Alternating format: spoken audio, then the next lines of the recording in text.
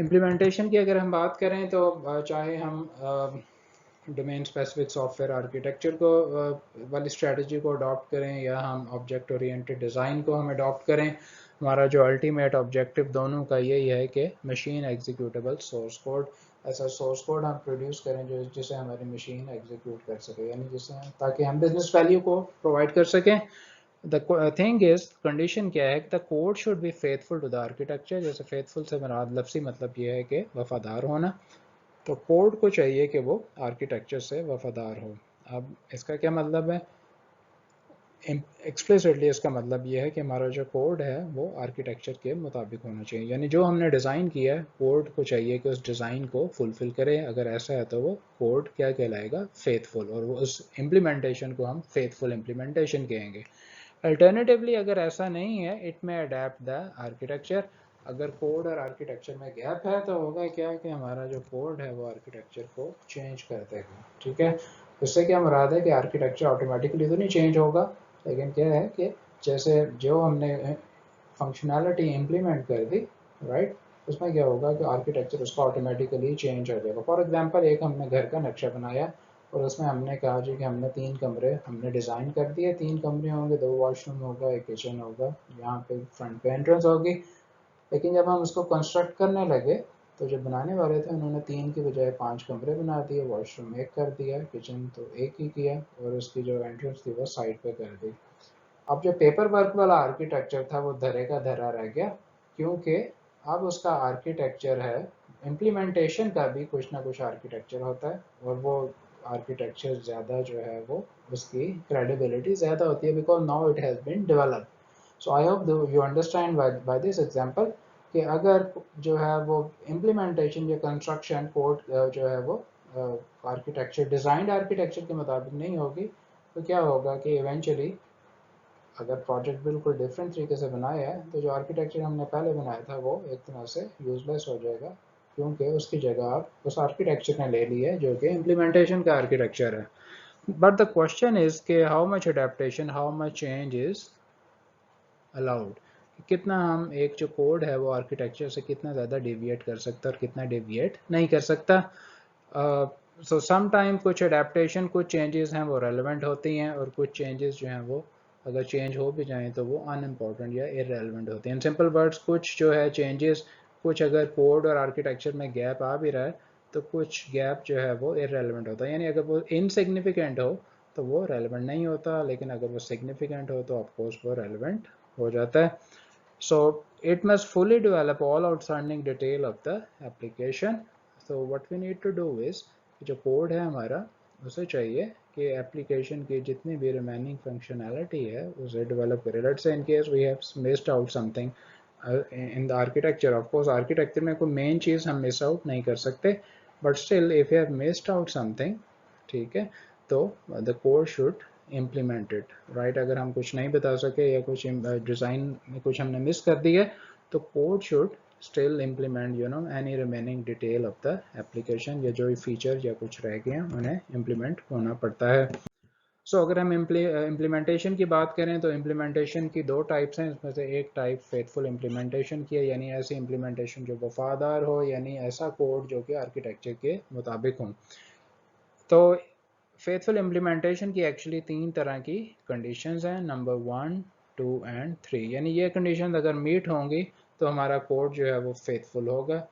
पहली कंडीशन क्या है जी, all the structural elements found in the architecture are implemented in the source code, यानी आर्किटेक्चर में जो जो स्ट्रक्चरल एलिमेंट हैं वो सोर्स कोड में लाजमी होने चाहिए। स्ट्रक्चरल एलिमेंट से पहले भी आपको बताया था कि बिल्डिंग ब्लॉक्स, स्ट्रक्चरल एलिमेंट, अगर हम सॉफ्टवेयर प्रोजेक्ट की बात करें तो इससे मुराद दिया है कि नंबर ऑफ ऑब्जेक्ट्स, तो वो सारे के सारे जो हमने ऑब्जेक्ट्स, जो हमने क्लासेस या पैकेजेस जो हमने कोड में डिज़ाइन में डिफ़ाइन किए हुए हैं, वो सारे के सारे सोर्स कोड में होने चाहिए एज इट इज़, उसमें ना ज़्यादती होनी चाहिए ना कमी होनी चाहिए। Number 2 ji, source code must not utilize major new computational element that have no corresponding element in the architecture।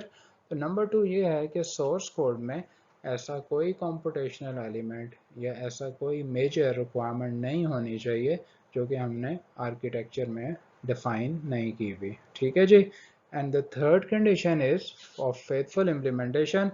Source code must not contain new connections between architectural elements that are not found in the architecture.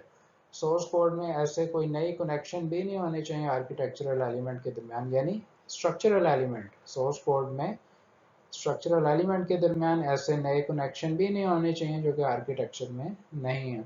तो for example if you are talking about C online application, अगर C online को बनाते हुए designers ने ये decide किया हुआ है कि स्टूडेंट और सिक्योरिटी के दरमियान कोई लिंक नहीं होना चाहिए.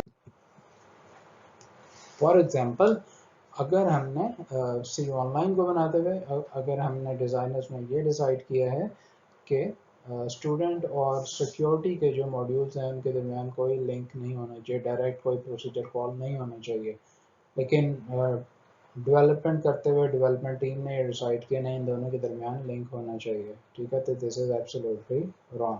ठीक है जी. सो तीनों की तीनों कंडीशंस अगर मीट करेंगी तो तभी इम्प्लीमेंटेशन फेथफुल कहलाएगी.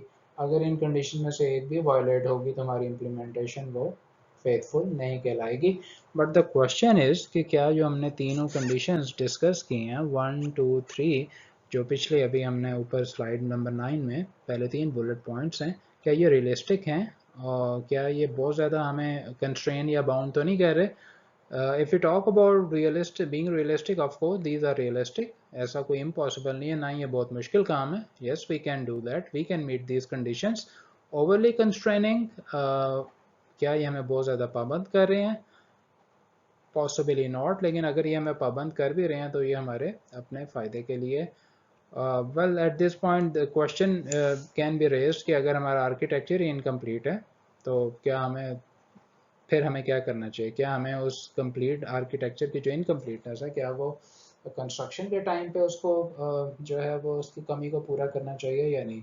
Well this is debatable, but even if architecture is incomplete, हमारा जो डिज़ाइन है if it contains missing link तो उसको भी जो है वो एंटरटेन करने का तरीका, और तरीका ये है कि it should be done in consultation between designers as well as developers. हम इसको blindly नहीं कर सकते एक दूसरे को notify किए बगैर, तो इस चीज़ को ध्यान में रखें. And what if we deviate from this? अगर हम इससे deviate करेंगे तो क्या होगा. तो इसको हम स्टडी करने के लिए स्लाइड नंबर 10 को पढ़ने की कोशिश करते हैं, which is unfaithful implementation.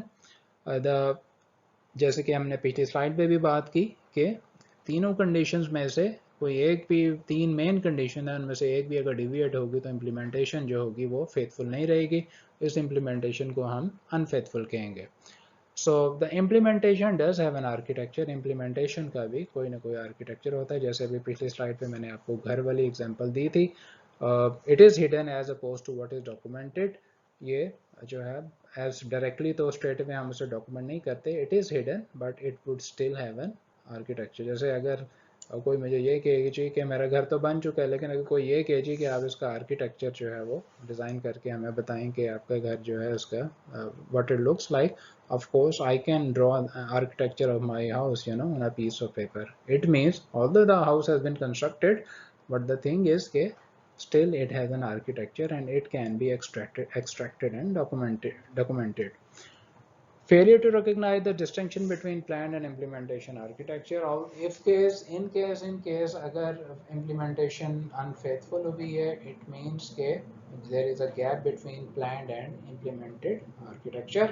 So इसका अगर implementation unfaithful हो भी गई है for whatever reason, at least we must be able to realize the gap between कि हमने propose क्या किया था और actually implement क्या हो गया. लेकिन अगर हम उस गैप को आइडेंटिफाई नहीं कर सकते तो उसका एक नुकसान या लिमिटेशन हमें ये है कि हम फ्यूचर में उसकी रीजनिंग प्रोवाइड नहीं कर सकते. फॉर एग्जांपल हमारे प्रोजेक्ट मैनेजर नहीं, हमारे सीनियर इंजीनियर ने, if they have called us for presentation और tell us about the project कि क्या इसमें चेंजेस हुई हैं, first thing is we need to actually recognize the changes. अगर हम चेंजेस को रिकग्नाइज करते हैं we can actually make up the deficiency. लेकिन अगर हम रिकग्नाइज ही नहीं कर सकते कि गैप क्या है, then of course it means we are unable to reason about the application for the future. और अगर gap है between architecture and implementation तो it means the stakeholders might be misled. ठीक है, वो misled हो सकते हैं about the project. ठीक है, कि वो चाहते क्या थे और उनको एक्चुअली प्रोजेक्ट सामने उनके क्या मिल के आया है। एंड ऑल्सो कोई भी एवोल्यूशन स्ट्रेटजी, ठीक है, अगर हम प्रोजेक्ट को चेंज करना चाहते हैं और प्रोजेक्ट जो है एक्चुअली बनना according to the design document वो बनना कुछ और था, लेकिन एक्चुअली बन कुछ और गया। और the problem on top of that, एक और प्रॉब्लम ये है कि अगर हमें पता ही नहीं है कि वो जो चेंज आई है between architecture and the implementation वो क्या है, तो उसका एक और नुकसान ये है कि हम फ्यूचर में अगर कोई चेंज करना चाहते हैं प्रोजेक्ट को, तो इट मीन्स कि जो भी वो चेंज हम करना चाहेंगे वो एज इट इज़ जो है वो शायद एज इट इज़ इम्प्लीमेंट ना हो सके, क्योंकि ऑन पेपर हमारी एप्लीकेशन की फंक्शनैलिटी कुछ और है, राइट, लेकिन in reality application has been modified. It is actually it is implemented different than what has been documented.